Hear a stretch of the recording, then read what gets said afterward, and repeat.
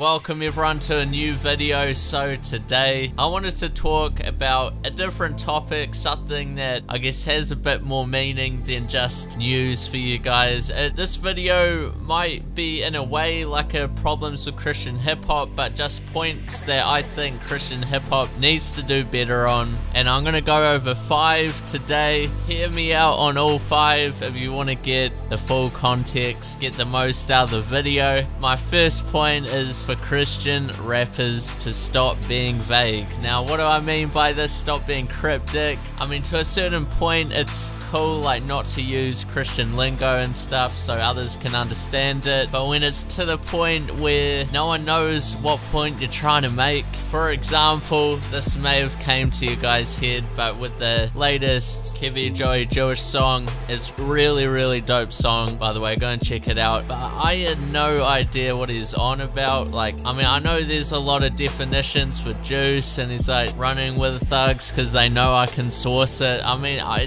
think I read up there's some like meaning to it that I did not get out of that song. And I mean, I've seen this in other places in Christian hip-hop anyway. I think it's more an attempt for them to try and be cool. I mean, obviously there's an artistic point to it. You might be alluding to something, and then once someone gets it, like, it actually is pretty cool. But I just think, I mean, I know people who say there's not enough God in Christian hip-hop might see this point as in people not using God enough in their music, and I think there has been a shift from overly doing it to overly talking about God. I mean, obviously it's Christian hip-hop, so you're gonna talk about God, but they're doing it in a way where it's kind of preaching to the choir, but artistically it isn't that good. But then now Christian hip-hop's kind of flipped, and then now it's like it's just secular music with no swearing in it. But that's my first point. Second point is less pride. I keep hearing, like, when I might call something prideful or just braggy, people always say it's them being authentic. I mean, I guess you're showing your true colors, but it's Christian hip-hop. Like, aren't we supposed to be doing what Christians do, follow the Bible? I mean, it's kind of goes without saying, but I notice with a lot of I wouldn't say a lot, that's kind of bunching them all together. There's, I mean, probably 80% are like all good, but there's a few artists, and I've noticed a lot of kids like really getting behind them, and they're like overtly braggy in their songs, and I mean, it's just not a good example. I mean, obviously the Bible talks about not being prideful anyway, but I know people see, oh, this is Christian hip-hop, there's pride in hip-hop, that should come over to Christian hip-hop, but the Christian should go before the hip-hop, I would think. But I mean, that's kind of a obvious one. You can get what you want out of that.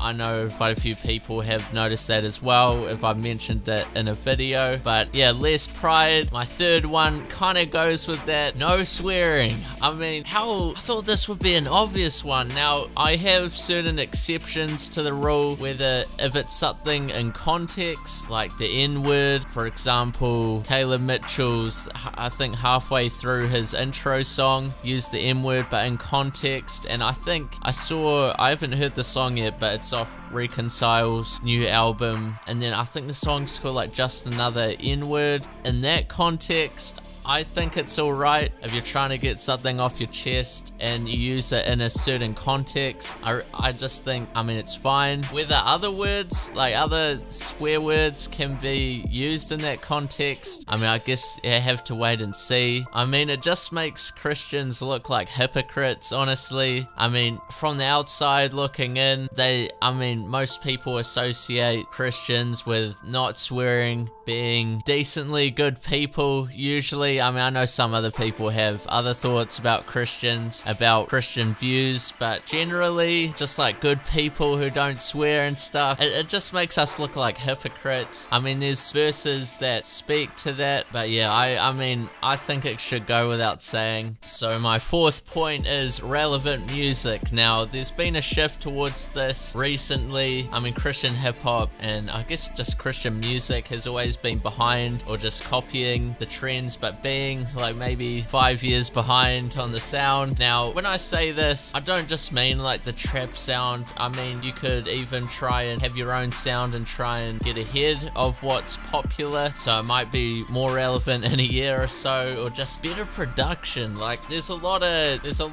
up and coming Christian hip-hop artists who just have, I mean, just average production, average sound quality. I mean, obviously, like most of the big ones, I mean, all the big ones really have good production, but sometimes the production, it's just bland. It's not like pioneering. We just need more pioneering in Christian hip-hop. And I think with the trap sound, I mean, there's been Magic and Bird and some other artists who've made trap songs or do trap songs as in the trap style, but I just think we just need to execute it a bit more, or a bit better, I mean. And my fifth and final point is kind of relevant to Christian hip-hop in the last month, is unity. I mean, I know people go on about Swoop's Same Team song isn't true and that Christian hip-hop isn't unified and blah blah blah. Bottom line, we should be unified even with our differences. I mean, a lot of it, I feel like a lot of it has to do with fans. I mean, obviously there's the artists like Ruslan disagreeing with Shai Lin, and then Hazakim, I think he was from Lamp Mode. He made a response to Ruslan. It was like a massive overstep, I think. Like, it really put me off some of the older people in Christian hip-hop. Like, that was a bad representation if you guys heard that diss track or response track. I mean, I guess there's definitely points that you can make that would make Ruslan's track a diss track as well. Yeah, I mean, it should go without saying. I mean, I know there's different methods that the older guys prefer compared to the younger guys, but I mean, I think both views of talking about your life in a testimony way and then kind of just all your lyrics being about Bible scriptures, I think there's a place for both of them. I think the testimony part can go a bit wayward, but then also the other side, you can be a bit prideful about thinking that, with the older guys thinking that your point is 100% right. But yeah, those are my thoughts. Those are my 5 points. Let me know what you guys think. This may